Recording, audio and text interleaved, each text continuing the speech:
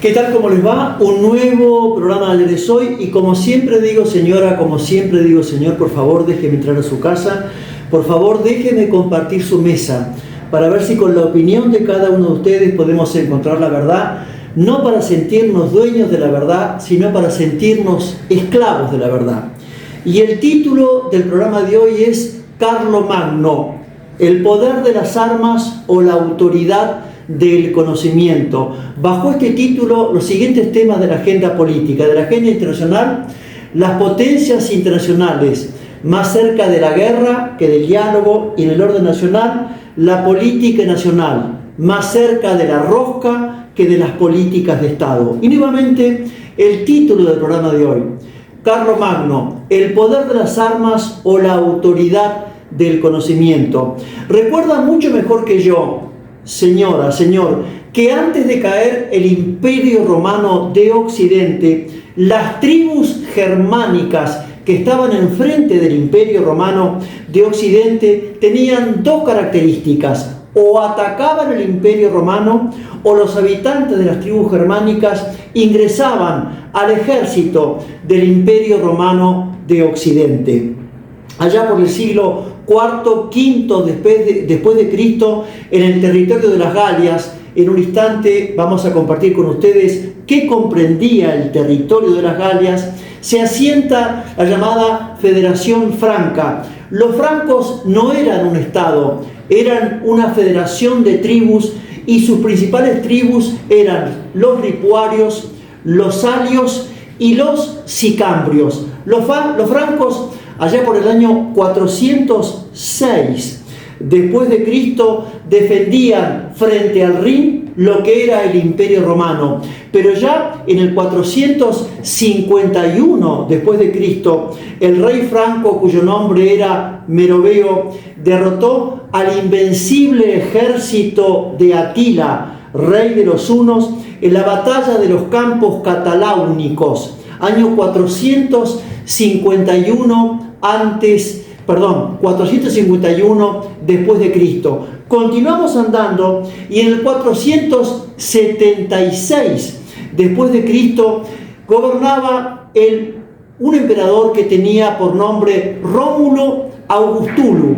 Tenía el nombre del primer rey de Roma y el nombre del primer emperador romano. Y fíjese usted, señora, señor, que este emperador tenía 14 años. Insisto, su nombre, Rómulo Augustulus. Este emperador fue derrocado por Odoacro, rey de los érulos. Y los érulos trabajaban, combatían en favor del Imperio Romano. Sin embargo, Odoacro lo voltea, lo derroca a Rómulo Augustulus, toma su nombre, ocupa el poder y no se hace nombrar emperador, se hace nombrar rey de Italia. ¿Por qué? Porque Odoacro, rey de los érulos, reconocía como emperador al emperador del Imperio Romano de Oriente, cuyo nombre era Zenón. A partir de Odoacro, a partir de los érulos, a partir del año 476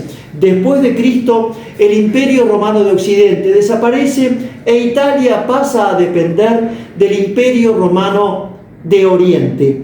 Pero ya por el año 481 después de Cristo, los francos nombran como su rey al jefe de los sicambrios, cuyo nombre era, señora, señor, Clodoveo. Insisto, año 481 después de Cristo. ¿Y qué se propuso Clodoveo con gran sentido histórico, geopolítico, institucional y hasta administrativo?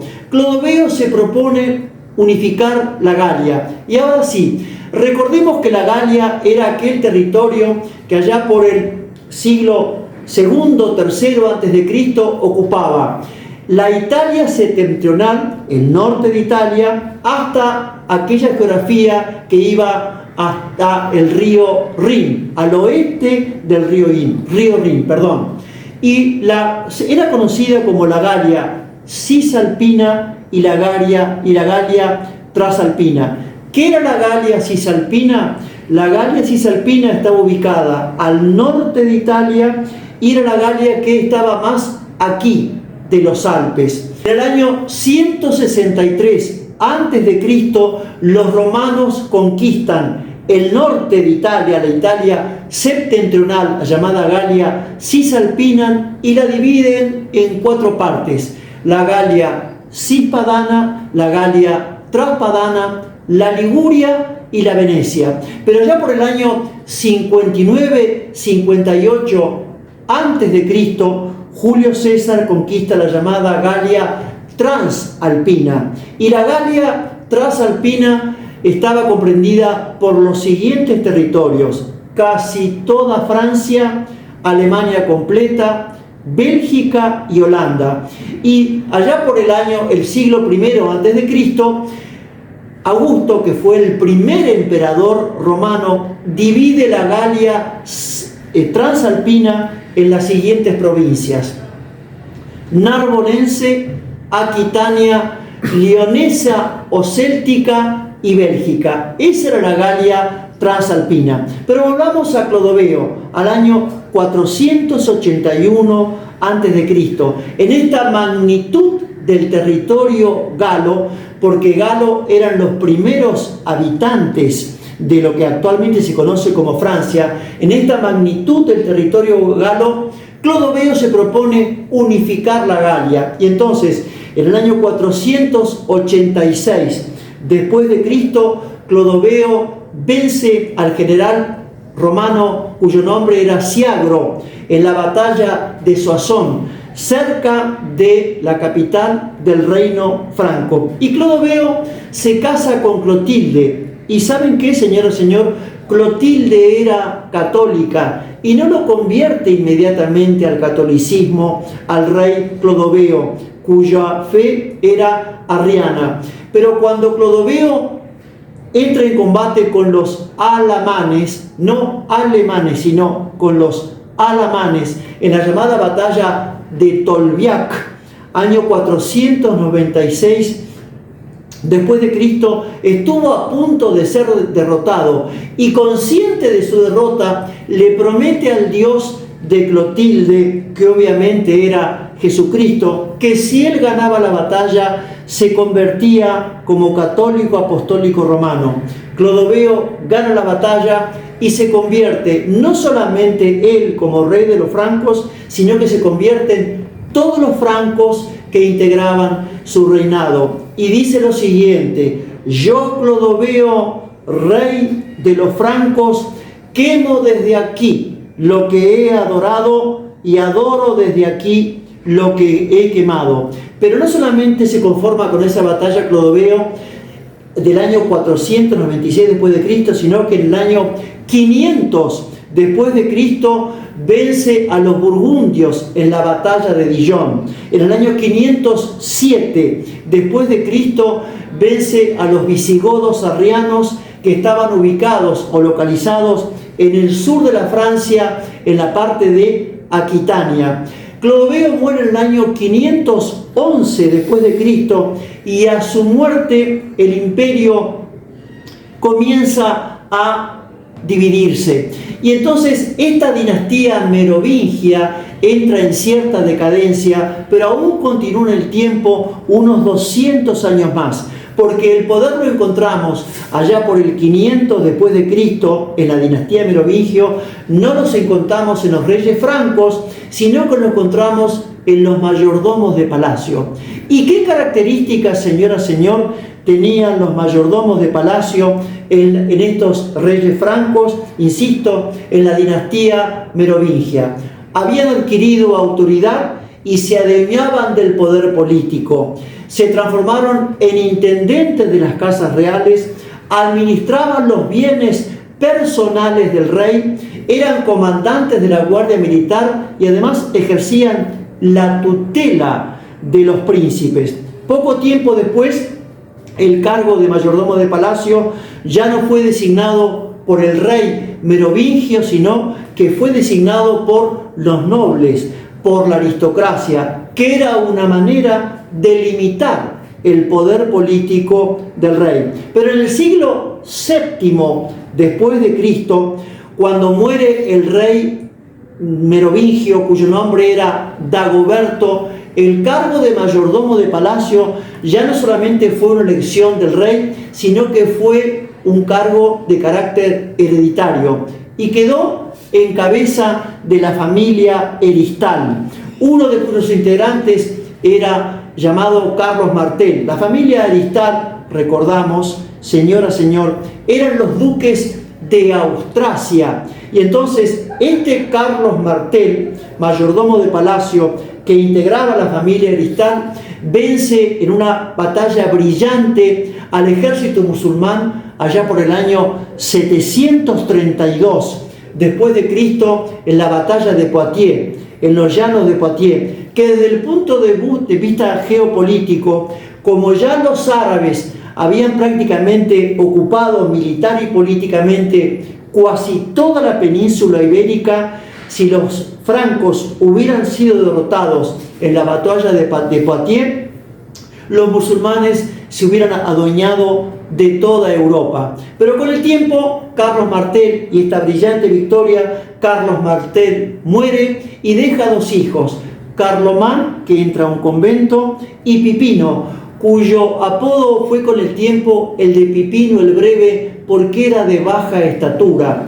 Y Pipino el Breve, el hijo de Carlos Martel, empieza a gobernar en nombre de Childerico III, que integraba rey franco de la dinastía merovingia. Pero claro, como Childerico III era un rey sin carácter, sin personalidad, Pipino el Breve le pregunta al Papa Zacarías: ¿es justo que el poder real esté en cabeza de quien no gobierna? Y el Papa Zacarías responde: lo justo es llamar rey a quien ejerce la autoridad de rey y no a quien no la ejerce. Entonces Pipino el Breve destrona a Childerico III y comienza la dinastía carolingia. Pipino el Breve muere en el año 768 después de Cristo, pero ya en el año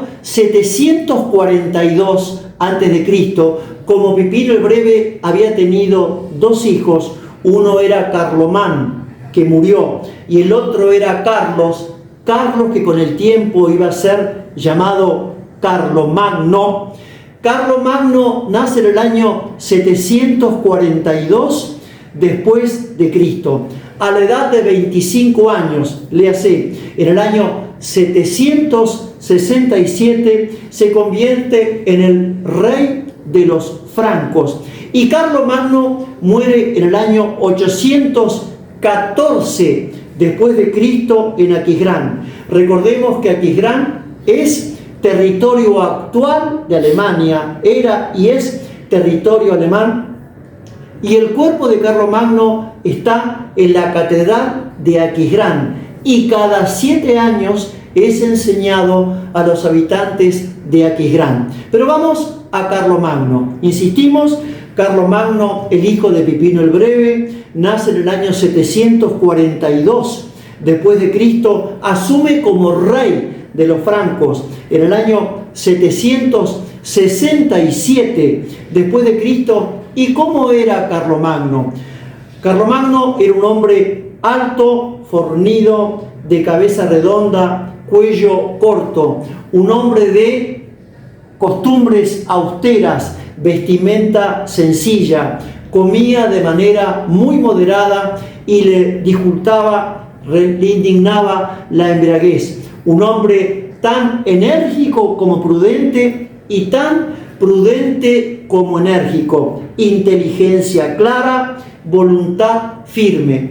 ¿Qué territorios, señora, señor, comprendía el imperio carolingio, el imperio de Carlomagno? Comprendía toda la Francia, Bélgica, Holanda, Suiza, Austria, parte de Alemania, parte de Italia y parte de España. La magnitud del territorio del imperio carolingio hizo que Carlomagno, con gran visión política y administrativa, dividiera su imperio en 300 provincias, a cuyo frente puso a un conde. ¿Y el conde qué atribuciones tenía? Tenía atribuciones militares, civiles y judiciales.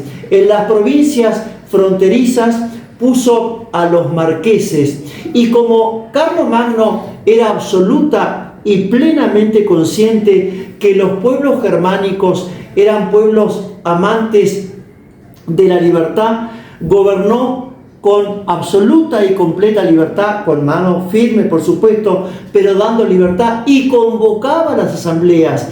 Y en esas asambleas, ¿quiénes concurrían? Concurrían los nobles del Imperio Carolingio, el clero del Imperio Carolingio y los hombres libres del Imperio Carolingio. Pero el imperio de Carlomagno estaba militar y políticamente amenazado. Entonces comienza una serie de guerras.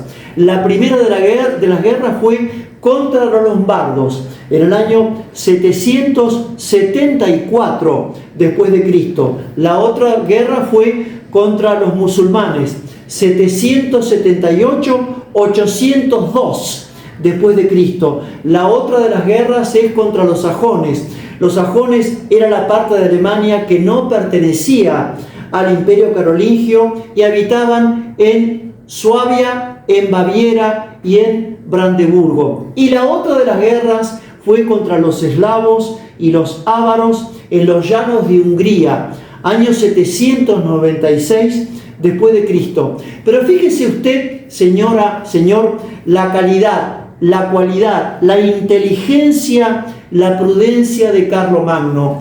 Carlomagno advierte que su reino era un reino de ignorantes. En su reino, el Imperio Carolingio, prácticamente nadie sabía ni leer ni escribir. La dinastía merovingia, que hace instantes decíamos y compartíamos, era la dinastía que precedía a la carolingia, no había hecho nada ni por las ciencias ni por las artes. El latín que se hablaba en el Imperio Carolingio era un latín muy vulgarizado y realmente había muchísimos ignorantes. Y entonces, ¿qué es lo que hace Carlomagno en su mente brillante? Impulsa la instrucción pública y fíjese usted, señora, lo que decide.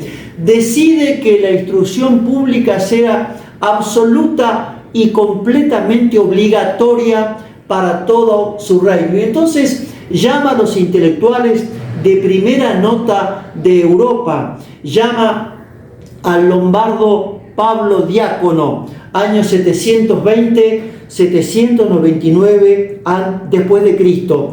Llama al anglosajón Alcuino, año 735-804 después de Cristo. Y llama al austrasiano Eginardo, año 770-844 después de Cristo. ¿Y qué crea Carlomagno?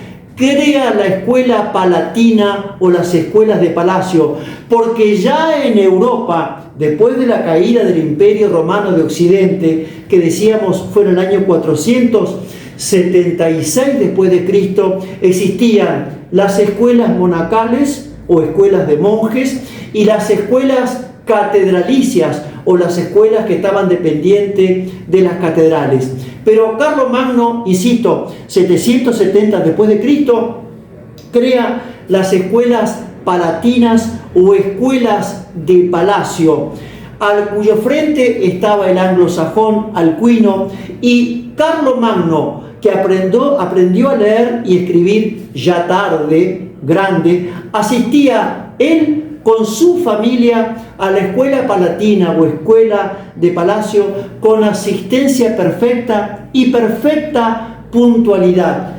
Cierta vez, un cortesano de los que nunca faltan y de los que siempre sobran, le preguntó a Carlomagno: «Eres el rey más poderoso de Europa, ¿por qué te preocupas tanto por la educación?». Y Carlomagno le respondió al cortesano: «El verdadero camino del rey es la sabiduría, y la sabiduría no está en el poder de las armas, la sabiduría está en la autoridad del conocimiento».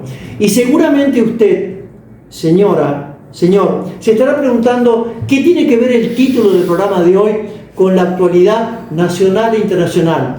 Y la respuesta es tan sencilla como evidente y tan evidente como sencilla. Y en instantes la vamos a compartir con todos ustedes. Muchas gracias.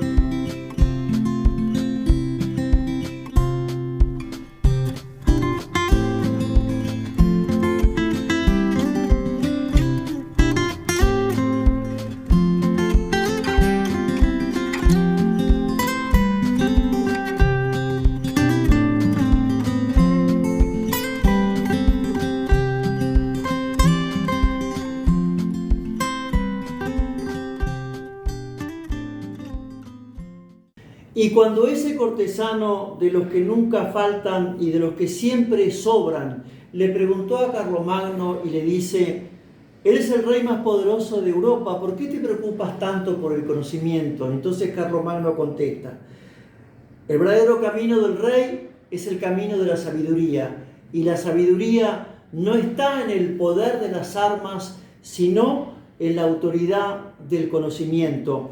Y nos parece tan oportuno como necesario y tan necesario como oportuno, señora, señor, recordar y compartir con ustedes que Aristóteles, el timón espiritual y la cúspide anímica del conocimiento filosófico, enseña con genial sencillez y sencillez de genio que la sabiduría es el conocimiento cierto por los principios y por las causas. Y entonces la instrucción, el aprendizaje, el arte, la técnica, la ciencia son vehículos, son caminos, son modos que nos conducen hacia la sabiduría. Pero claro, felicidad y sabiduría y felicidad son el anverso y el reverso, de un anhelo incompleto, de una esperanza incompleta, porque el hombre tiene vida terrena y porque el tiempo de la vida terrena es efímero, es fugaz.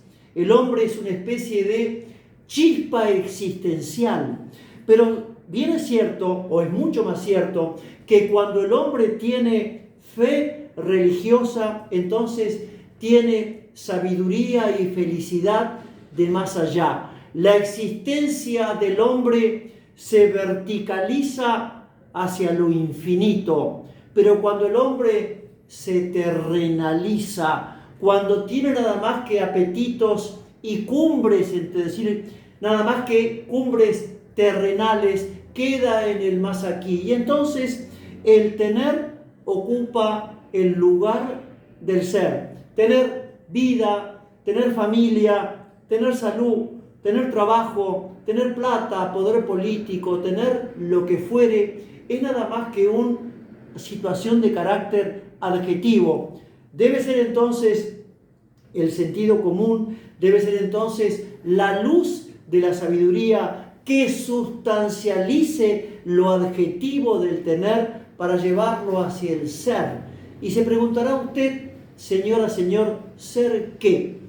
Ser un buen hijo, ser un buen marido, ser un buen amigo, ser un buen profesional, ser un buen trabajador, ser un buen político, ser un buen juez o ser, en definitiva, ser una buena persona. La magnitud del reino de Carlomagno tuvo por característica en que Carlomagno comprendió que él era un rey ignorante, que el imperio carolingio estaba habitado por ignorantes, que no tenían conocimiento. Y es que el verdadero camino de la sabiduría es comprender y saber que no se sabe. Aquello que dijo Sócrates, ¿por qué dijo? Aquello que dice Sócrates hace 2500, solo sé que no sé nada, tiene la actualidad de lo clásico. Eres el rey más poderoso de Europa. ¿Por qué te preocupas tanto por el conocimiento? El verdadero camino del rey es la sabiduría. Y la sabiduría no está en el poder de las armas, sino que la sabiduría está en la autoridad del conocimiento. Desde estos principios filosóficos vamos ya a la agenda internacional. La política internacional más cerca de la guerra que del diálogo. Es decir, las grandes potencias bélicas, señor, no importa que sea China, Rusia, Estados Unidos, Inglaterra, Francia o Corea del Norte, tendrán muchas armas, pero no tienen autoridad espiritual.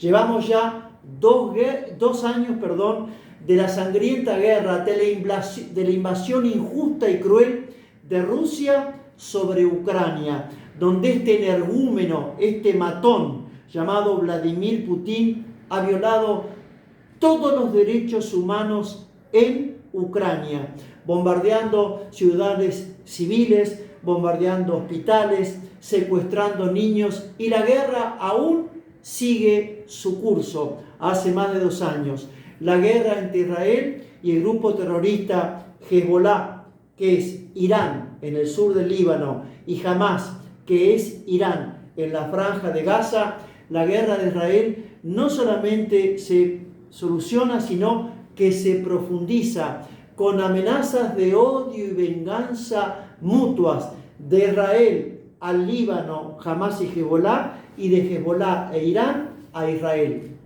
Pero además, la novedad, que no es ahora, sino que en un creyendo cada vez se profundiza más, son los ejercicios militares que realiza el comunismo chino sobre la isla de Taiwán, amenazándola, rodeándola. Más de 100 naves con todo tipo de transporte militar, con aviones de última generación, con armas de última generación. Es decir, no solamente la isla de Taiwán, que nunca reconoció al comunismo chino, sino que además Singapur, Australia, todo el ambiente o espacio geopolítico del Océano Pacífico está amenazado por el poder de las armas del comunismo de China. Sigue el payaso de Maduro en su presidencia robada a Venezuela,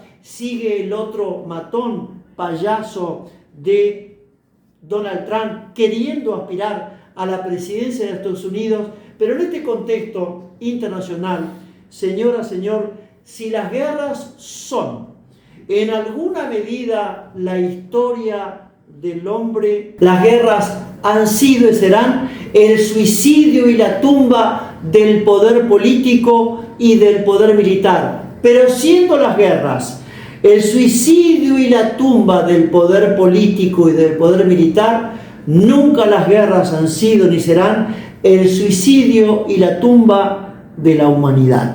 Vamos ya a la agenda nacional.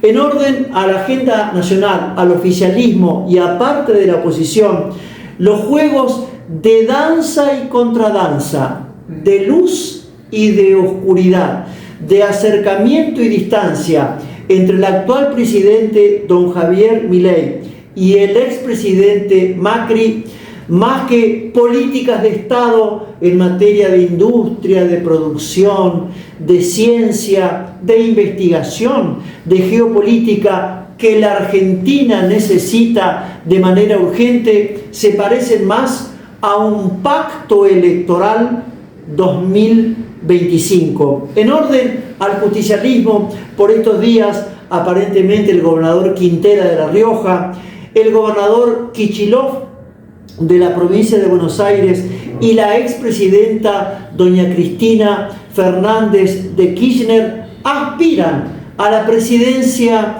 del Partido Justicialista. Este programa señora, señor, hace más de 10 años que le pide al justicialismo que el justicialismo peronice a la cámpora y no que la cámpora siga camporizando al peronismo, camporizándolo con saudades montoneras. ¿Qué es el Partido Radical? El Partido Radical, lamentablemente, hace ya muchas décadas que se ha convertido en un ramillete de individualidades, más pronto siempre a dividirse que a reunirse en una fuerza política. Si este es el programa entre el presidente Javier Milei y el presidente Macri, si este es el programa del actual justicialismo que aspiran a ver quién va a presidir el partido justicialista, y si esta es la actitud de los radicales en una Argentina donde es cierto que las cuentas fiscales comienzan a tener armonía, comienzan a estabilizarse, que el dólar no se escapa, que el riesgo país ha bajado. Pero si esta es la agenda política, cuando la Argentina tiene el 52% de pobreza y el 18% de indigencia, y no tiene ninguna política de Estado en materia de industria, producción, ciencia, investigación, la agenda política es paupérrima y es tan decadente como obscena y tan obscena como decadente. Y entonces, como los argentinos hace 41 años que padecemos a los políticos argentinos del partido político que sean, en su totalidad, en su calidad de chorros, inútiles, mafiosos, corruptos y ahora mesiánicos o fundamentalistas, a propósito, y para que pasen vergüenza, en el próximo corte vamos a sugerir lo que ya sugerimos hace mucho tiempo. Hacemos un corte, el último corte, perdón, y enseguida volvemos. Muchas gracias.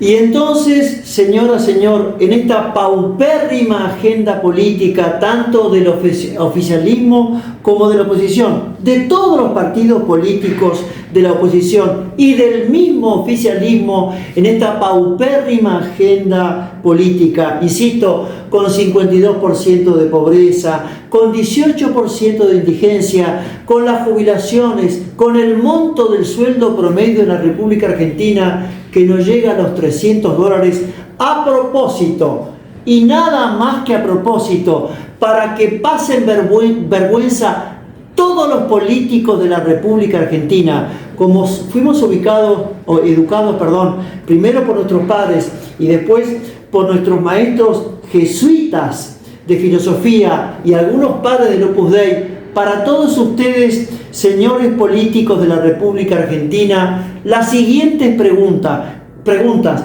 que son repetidas, pero que para que pasen vergüenza. ¿Cómo van a hacer para poner en funcionamiento la industria?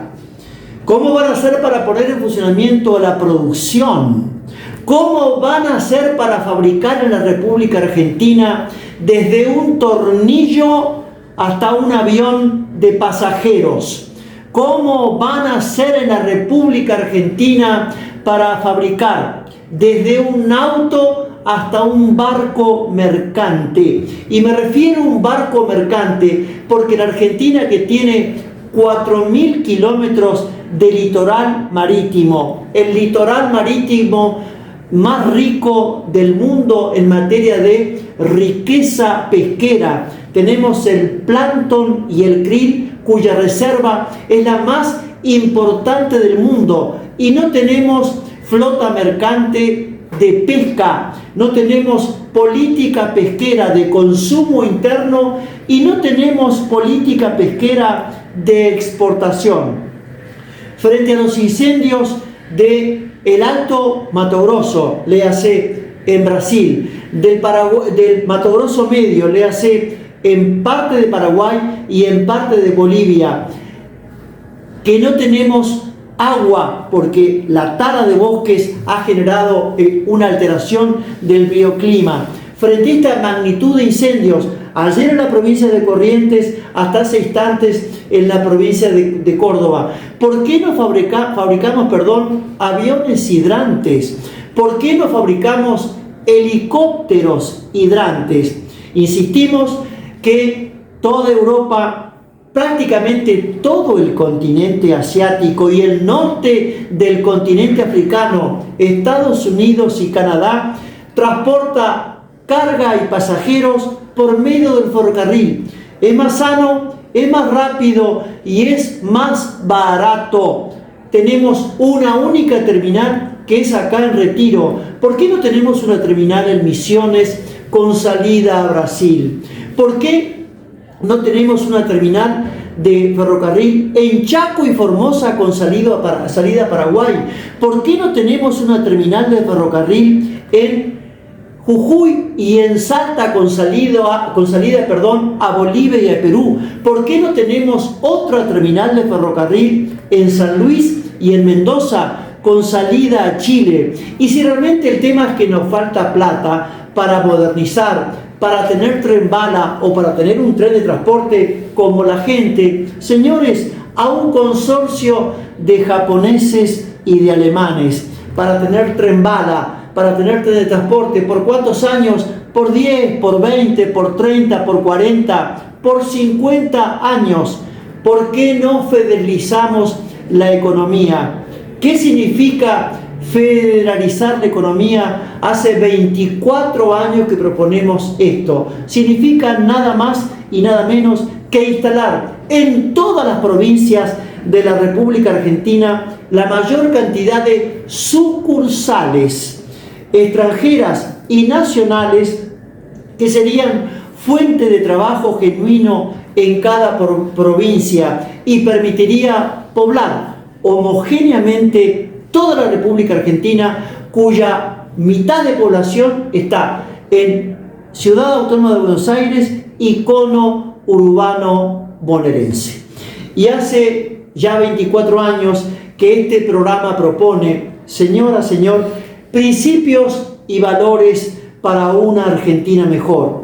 En primer lugar, nación, bandera, familia y hogar. Nación como un proyecto de vida en común para todos los argentinos. Bandera como el signo y el símbolo de pertenencia a la nación. Familia y hogar como la primera y última casa del hombre. Y en una Argentina impaciente, en una Argentina que ha perdido los buenos modales, el buen vocabulario, porque realmente los argentinos están afligidos por el tema económico y por el tema de la droga y por muchos temas más, inclusive el tema de la inseguridad, volver a usar en el ámbito del hogar, escuela, universidad, en el todos los días, en la vereda, las 5 palabras mágicas: buen día, por favor, perdón, permiso y muchas gracias. ¿Por qué una política de prevención sanitarista de alcohol, droga y pastillas? Hace muchísimos años que lo pedimos. Insisto, política de prevención sanitarista de alcohol, droga y pastillas. ¿Alguien sabe la salud pública del Estado nacional y provincial cómo está el consumo de alcohol, droga y pastillas entre los jóvenes entre 12 y 30 años? No a la palabra que acusa, sí a la medicina que cura. escuchar, comprender, curar. Y en orden a la educación sexual, una educación de paternidad responsable en todos los colegios del ciclo secundario. ¿Qué significa ya para un chico de 15, 16, 17 años?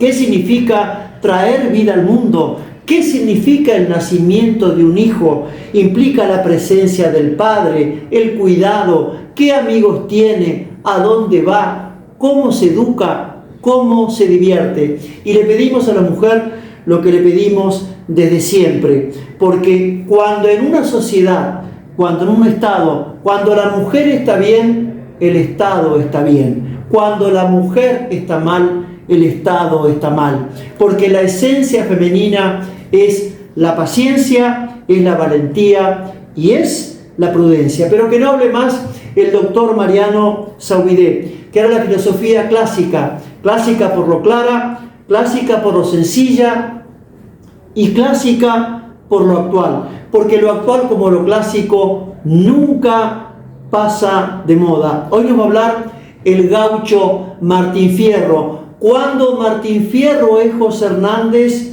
y cuándo José Hernández es Martín Fierro?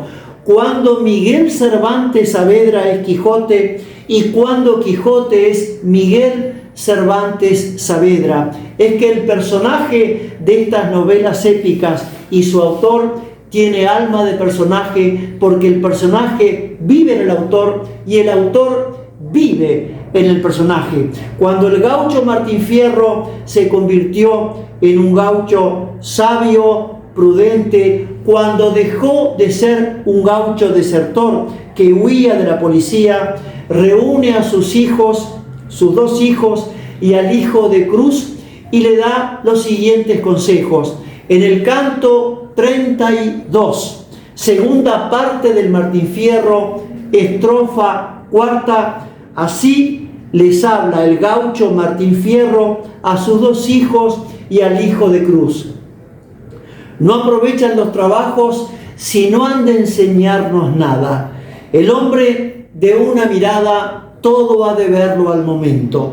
El primer conocimiento es conocer cuando enfada. Y entonces a todos los políticos de la República Argentina, a todos los concejales de la República Argentina, a todos los intendentes, senadores, diputados y a cuánto funcionario público existe en la República Argentina, después de 41 años ininterrumpidos de democracia, con el 52% de pobreza y el 18% de indigencia, en un país ubérrimo, en trigo, en maíz, en soja, en litio, en petróleo, en gas, sin conflictos religiosos, sin conflictos raciales, sin conflictos políticos realmente de fondo. No les da vergüenza, no se dan cuenta que estamos absoluta y completamente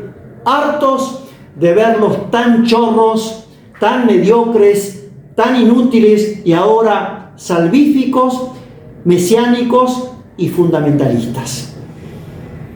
Hasta la próxima y muchas, pero muchísimas gracias.